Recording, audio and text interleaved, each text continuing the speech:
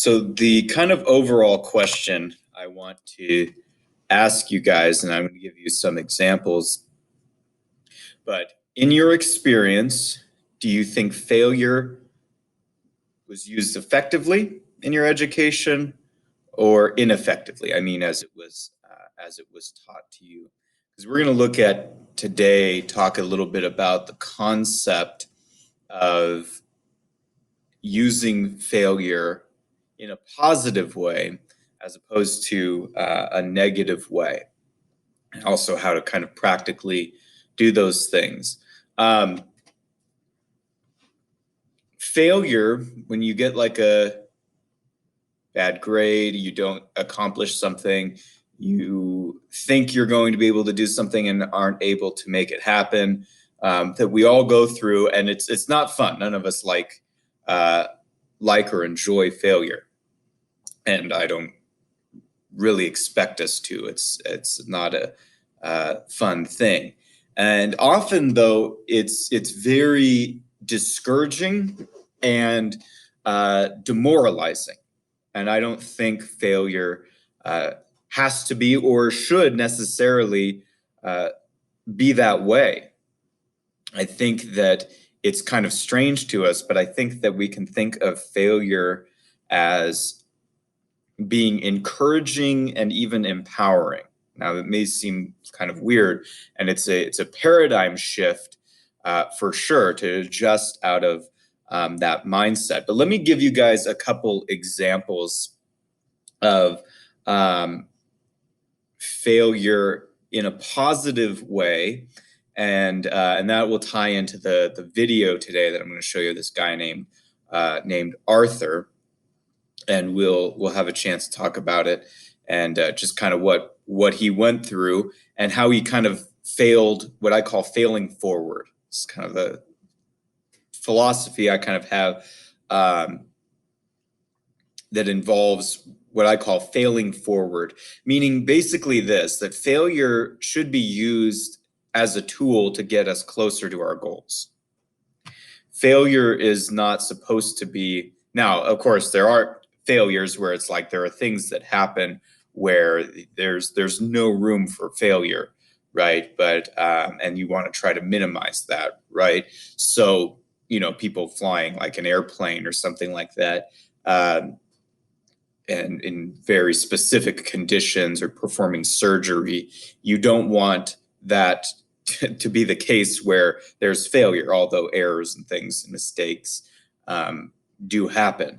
But there should be a sense in which failure is used positively. Failure is used positively to get you to your goals. So that's why I'm asking you guys that overall question of, just in your 12 years of education that you've had so far now as seniors, do you think failure was used effectively as a tool to get you closer towards success or mastery? Or was it used ineffectively? Because often in education, failure is indicative of more of a status, like you're a good student or not a good student, or whether or not someone's smart, right? Okay, I'm failed, therefore I am this level of intelligence and not this level, or I'm smart or I'm not smart. Or whether or not you're good at a subject. You fail something, it's like, it's not fun, but then you're like, okay, well, I'm not good at math or science or history or whatever, right?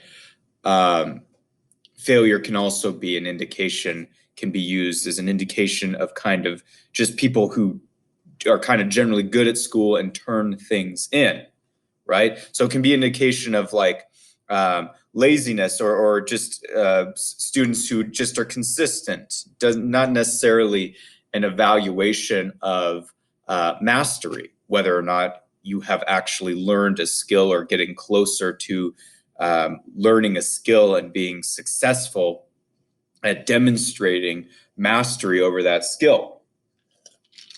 So that question's there in the chat for you guys. I'd like you to think about it and answer it. And if you could give me some feedback. Some of it's this morning that I've talked to people, has been negative, some of it's been positive. Just in your own school experience, do you feel like that failure was used effectively as a tool to get you closer to success or mastery, or ineffectively? And whatever that may be. And the goal is not to be overly critical of teachers or situations. It's just to think through whether or not how you view the issue of failure. Let me give you guys some examples where failure is used positively and we don't necessarily feel like it is a negative thing. Okay, and I've got a few examples in my mind.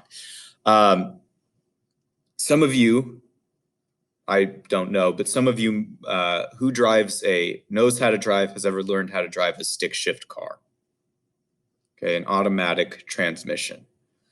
Okay, and when you drive a stick shift, for those of you who don't know, you have to learn how to drive it, not just like normal learning how to drive, but you have to learn how to, when you start the car, you have to hold down this third pedal called the clutch, which allows you to change over gears, okay? The hardest gear to get into is first gear, which gets the car moving into forward motion if you get it correctly. Then it's fairly easy after that. But you have to do that every time you stop and start moving again, okay? Or to start moving in the first place. And anyone who has learned how to drive a stick shift car will tell you that the experience, unless they're being disingenuous, some people don't want to admit to this, but they'll tell you that the experience is that you do what is called stalling a lot, okay? Stalling when you're driving a stick shift means when you're driving, you're trying to release the clutch so that you can get the car into gear, in first gear, and then you're trying to hit the gas at just the right amount, just the right timing, so that the car moves forward in forward motion. But so you also, if you hit the gas too much, you go taking off a little too fast. And if you don't give it enough gas, the car will stall, which means the car will basically turn off and you have to push the clutch in and start the car over from the beginning. Okay. And everybody stalls. And when you first start doing this, you stall a lot. Okay. And you mess up a lot. Right. And that is a type of failure where you stall, you can't get it right, you can't seem to get the gas right. Maybe you go a little bit, you get close, but you can't seem to get it. Now, that's failure. But if you're determined to learn how to drive a car, even though the failure can be a little bit frustrating, a little bit embarrassing, usually you do it on a road where there's no one around. I learned on a road, on a hill, facing upward on a hill, because it's harder to get the car into first gear when you're going upward and you have the potential of rolling backward. Okay. But that's how I practiced and that's how I learned. And then as I got the hang of it, after a little while, I could move around pretty well. I could get started pretty well, pretty consistently. But then if you're, every once in a while, you stall at a light and then you start the car again, and people may be mad at you. People may not know why you're not moving. They may be going around you. They may honk. It may be kind of embarrassing, kind of frustrating, but you figure it out. And over time, you stall less. And then every once in a while you're driving a stick shift car, even people who've been driving them for years will tell you that their car will stall out every once in a while. Okay. Now that's the type of failure, right? Where people who are learning that they're failing, but the failure is just degrees of getting closer to being able to get to their goal, which is to drive that car. And I think that's the type of failure we should have more so in school, more so in education. That's the view that I think teachers should have. That's the view I have. And the way I try to facilitate that is by students fail an assignment, a test, they don't do well, they get a low score on it.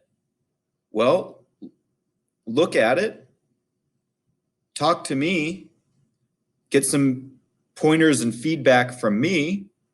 And then if you're willing to do the work, you can get as high of a grade as you are willing to work for.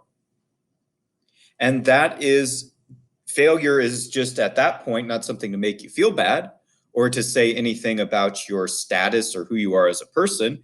It's just a degree of how close or far you are from mastering that skill. In that case, failure is just a step forward toward success, right? Just like learning to do the stick shift in the car. Okay, so here's another one. Like, look at like someone trying to learn a new trick on a skateboard, something of that nature. Someone trying to learn a new trick on a skateboard. Now, does it really make sense to give someone learning a new trick a grade as they're learning? Well, maybe yes, maybe no, depending on the situation, right? But someone trying to learn a new trick on a skateboard, they're going to mess up. They're probably going to fall down quite a bit. But that's to be expected. If they're really determined, they don't say, I'm going to fall 30 times. That's it. And if I fall 31 times, I'm done. It's over. I am not going to learn to ride a skateboard. This isn't for me. I'm not good at this. I'm just not coordinated enough, whatever the case may be. No, if someone's determined, they'll keep at it until they figure it out. And then when they finally land it, they may not land it even perfectly yet. They may land it and be kind of sloppy, or, they may not be as smooth as they are wanting it to be. But the whole time they're failing. But rather than being discouraged and demoralized by their failure, they're being encouraged and empowered by their failure because they're getting a little closer. They're determined to do it. Okay. Same thing, learning an instrument. You want to learn a new song on the piano, you've got to practice. You don't sit down and just usually play the song right the first time. You're going to hit incorrect notes. It's a failure, right? There's messing up that happens. And then over time, you mess up a little bit less, a little bit less, a little bit less, until you can play the song. It takes discipline, takes commitment, takes time, work, energy, working past frustration with ourselves, working past boredom and giving up time to commit to something. But if someone is determined to do something, they will continue to figure it out in spite of failure, and the failures will become less. They'll become less intense and less frequent. And that's how I want you guys to view this class. So I want you guys to think of this class as you're learning a new skill. You're challenged with a new skill with information that it may or may not be new to you, but you're challenged to do things and respond to questions and things like of that nature in a way that maybe you're not used to yet, and maybe you're not good at yet. But the grade is simply just an evaluation from an expert in the subject of where you're at that current point, with the opportunity to continue improving until you get it right, until you get it to the place that you want it. Wherever that is, your grade, whatever is the highest grade you're willing to work for, is the grade you can achieve if you're working for it. My commitment is to work with you to achieve that grade, as long as you keep at it until you get through it. So it's failing through, it's failing forward.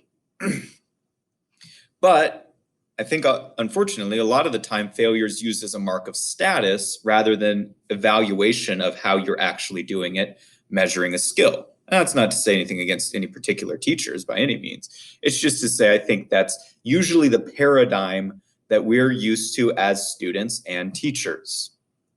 Okay, and I think that we should get past that, where there's a freedom to fail in an environment where it's safe to do so.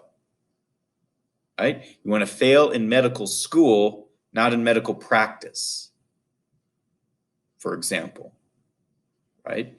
So,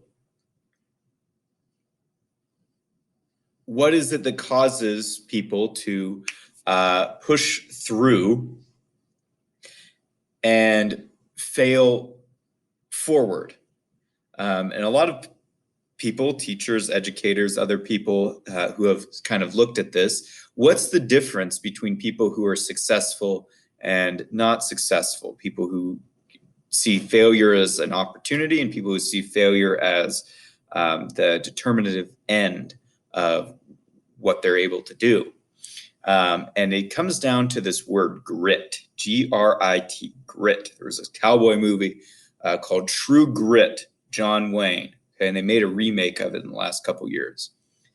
And grit was this kind of idea of like it's a mental fortitude, toughness.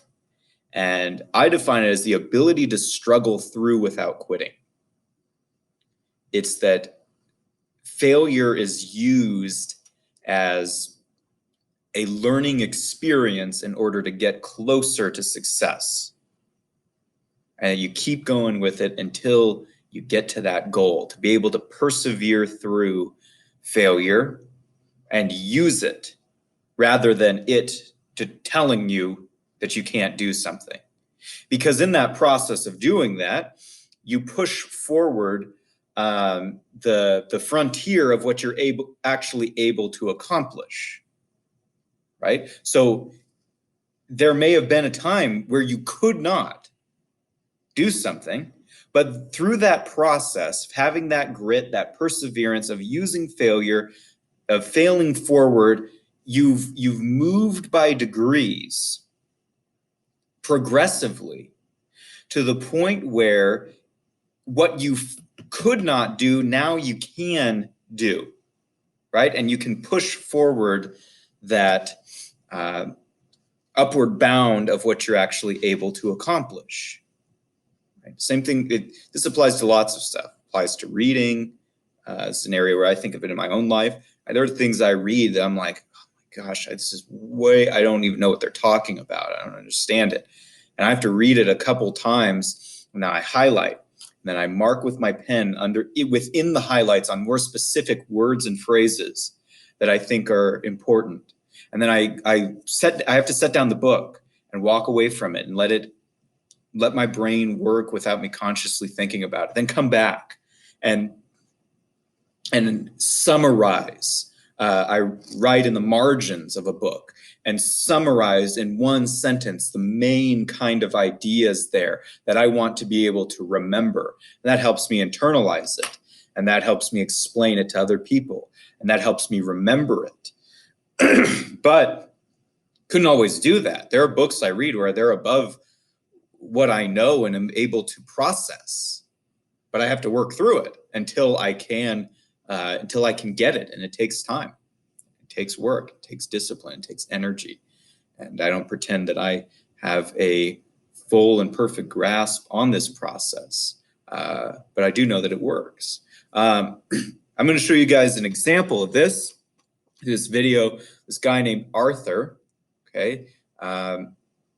Video I saw a few years ago, and I think it illustrates this point of failing forward, kind of this philosophy on teaching and learning and grades not being complete until you're done with them, until you have continued to work at something until you've gotten what you have learned. So, but it's this veteran named Arthur who was told he's not going to walk again. And you'll see where the video takes it from there. It's a pretty common video on. Right. So a video with Arthur, right, demonstrates that grit that I was talking about. And you know, if you think about it, the guy, as he's doing the yoga, and I get, you know, it's okay, it's a little cheesy. I don't usually show that type of thing or kind of make fun of that type of thing. I get it. But this time, that was kind of cheesy. Yeah, but it was kind of cool to watch as well. I think that to see the guy's progress, guy who can't really walk, knee braces, canes, 140 pounds overweight, and is told by doctors he's not really going to walk, live any kind of normal life. He's tried to, you know, do different things, not really committed to them. They didn't really work. Tried to do some yoga. They said, no, you can't do it. You can't. But think about it this way. If we watched Arthur doing the yoga, and our job is to give him a grade while he's doing, well, first of all, he can't even do the stances and the stretches and everything totally right. He doesn't even have the physical ability to do those things at the point where he started. So automatically, okay, so there's an element of failure. And then he's, you know, he's falling down. He falls all kinds of times. I don't know how many. And, you know, what if he fell 3 times and said, okay, I'm done. He's frustrated. He's embarrassed. He's like, all right, I'm done with this, giving up. But he kept with it. He stretched the way he could. He fell over and kept getting up. And then you saw him try to do that headstand, right? Where he tries to do this yoga move when he's in a little bit of better shape. Now, when he started, he could not have done that at all. And now he's a lot closer where he can almost do it, but then he stands up and he falls over and he hits the hutch, right? And it's kind of funny and relatable because it's like, that's probably what would happen to any of us, you know, trying to do that. But then he eventually gets there and he extends the frontier of what he's actually able to do.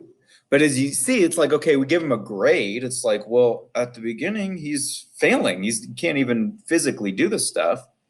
Then at the end, he's exceeding. But the failure was part of the process to get there to that end goal, right? He had grit. He kept going with it until he got to the goal. And then he probably had new goals. I don't know if when he started this, his intention was to be able to run again, but he was able to, right? Same thing for any of you guys, any student taking a test, doing something, is you may not be able to do something. And then through working through that process, you have enlarged your ability to accomplish things. So I get the Arthur video is a little bit cheesy, but I think it does serve to illustrate the point well of failure needs to be used in a way that is productive, in a way that it encourages you, because the more you work and fail at something, the closer you are to achieving your ultimate success. And that's with limits, okay? But I tell you guys a story, and I want to get your feedback on this question. There's a story of this lawyer, okay, who is teaching a law school class. Law school's tough. It's hard. Not that I've been there. I just know, okay? He's teaching this law school class. Everybody kind of knows this class is necessary to take, but it's intense. These first-year law students are going in, and they're kind of like intimidated already to be in there. They've heard of this teacher's reputation, all this stuff. And this teacher, you know, this lawyer, he's asking them stuff that they don't know. He's having them try to argue things, and then the mistakes they make, he's pointing them out. making them obvious. Okay. People would make arguments to questions that he would ask, and he would brutally tear these arguments apart.